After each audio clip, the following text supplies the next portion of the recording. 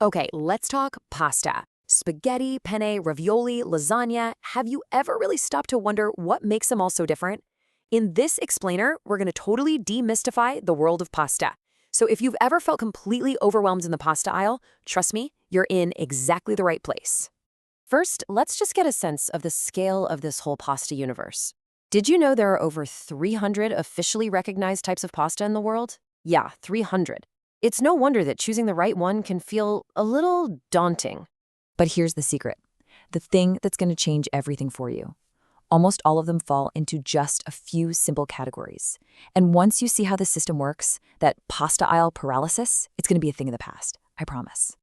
So let's start with the most basic, most fundamental difference of all. Long pasta versus short pasta. The why behind these shapes is actually pretty fascinating.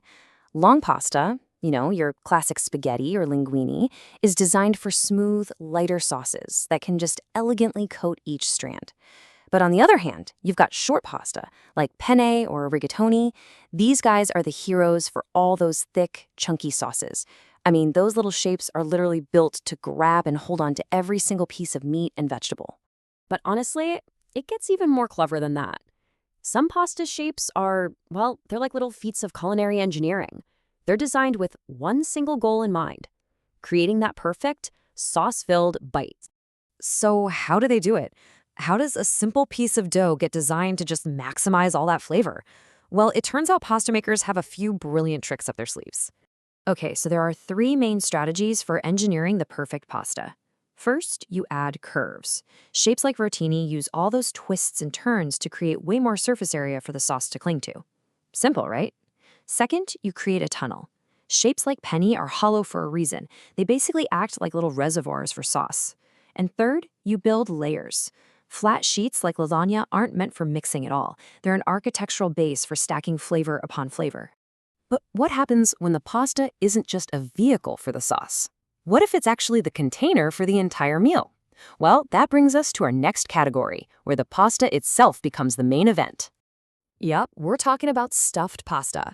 Ravioli, tortellini, these are just little pockets of deliciousness. The beauty here is that you're getting a complete, balanced meal of cheese, meat, or vegetables, all wrapped up in one single perfect bite. All right, now let's jump to the complete opposite end of the spectrum. What about pasta for soups? The answer is simple. You go tiny. Shapes like orzo or ditalini have a totally different job. They're small, they're simple, and they're designed so they're easy to eat with a spoon. Their purpose isn't to be the star of the show, but to add some texture and substance to a hearty soup without getting in the way. Okay, so we've covered long, short, engineered, and stuffed. But now we get to what is probably the most surprising part of this whole story. It's the simple truth that connects everything we've talked about. It's all about the shape, not the substance. Seriously, think about it for a second. With all these wildly different forms and functions, what is the single craziest part about all of them? This is the most amazing part.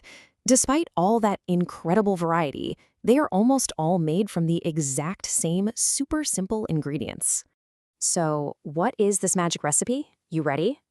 Flour, water, and sometimes eggs. That's it. That simple dough is the foundation for nearly every pasta shape you've ever eaten. Pretty incredible, isn't it?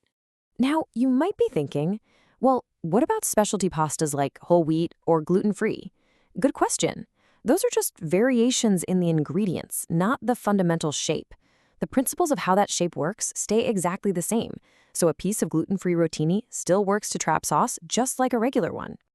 And that brings us to the core thesis of this entire explainer, the one thing to remember above all else. The shape changes everything. It dictates the texture, the way it feels in your mouth, and how it works with the sauce to create that final amazing dish. So, to bring it all home, here is your pasta cheat sheet. Long pasta for smooth sauces, short pasta for chunky sauces, engineered shapes to trap that sauce, and stuffed pasta for a whole meal in a single bite. You keep this in mind and you'll always be a pro. So the next time you're faced with that wall of pasta options, you're not going to be guessing. You'll be able to look at each box, understand the purpose behind the shape, and know exactly which one to choose to make your meal absolutely perfect.